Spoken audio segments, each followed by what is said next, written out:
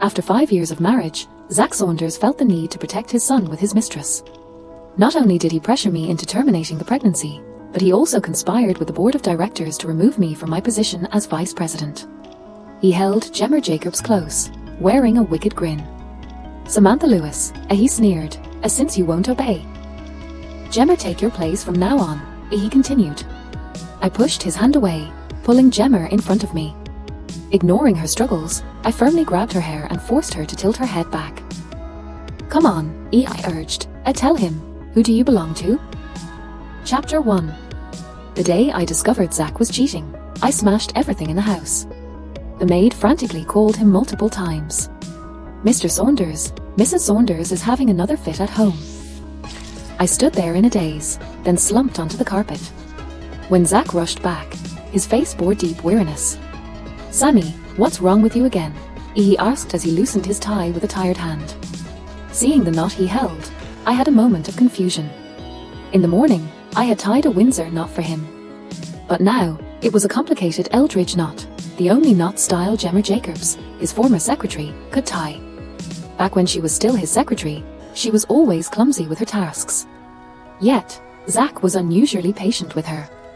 I had asked him the reason once, and he explained to me, "Sammy, she has that same determination you do." At that time, I didn't think much of it, assuming he just wanted to give a newcomer in the workplace a chance. Things only started to change when Zac began talking about her more often. Even though he kept complaining about her mistakes, there was a hidden fondness in his expression. One day, we had a big argument, and I insisted that he should fire Jemma. He looked at me with a furrowed brow and a cold tone. "Sammy, you always like making a big deal out of nothing." Eventually, he reluctantly agreed. At that moment, I felt a triumphant satisfaction, as if I had won a battle. But I forgot one important thing: when a man decides to cheat, there's no way to stop it. Zac did, in fact, replace Jemma at the company, but he also brought her into his bed and pampered her until now.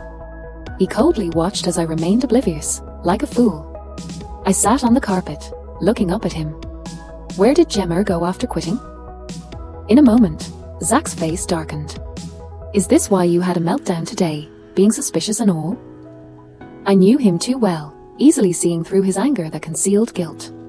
So, I placed the photos I had received in front of him, one by one. Each picture vividly showed the intimacy between them, leaving no room for denial. Chapter 2. I tried to control my emotions, but I couldn't stop trembling all over. Faced with my persistent questions, Zac couldn't find the words. After a long pause, he finally spoke, his voice hoarse. "So, you know everything, huh?" Zac openly recounted his past with Jemma, like it was a storyline from a typical TV drama. At first, he didn't really like the inexperienced newcomer in the workplace. However, when he faced a lot of difficulties and frustration, it was this young rookie who kept him company. The cold wind outside blew in sharply. Zac looked at me and said, "She's like a little ball of sunshine, always full of energy. Unlike you, who tends to have emotional outbursts. Work already gives me enough headaches, and coming home to you adds to it." Zac rubbed his temples, looking somewhat tired. "Sammy, I'm indeed worn out." I stared at him blankly and murmured, Then, why didn't you suggest a divorce?" Zac lowered his head slightly, looking at me earnestly. "Sammy, I'm tired, but I've never thought of leaving you. I just need a place to catch my breath so I can continue loving you."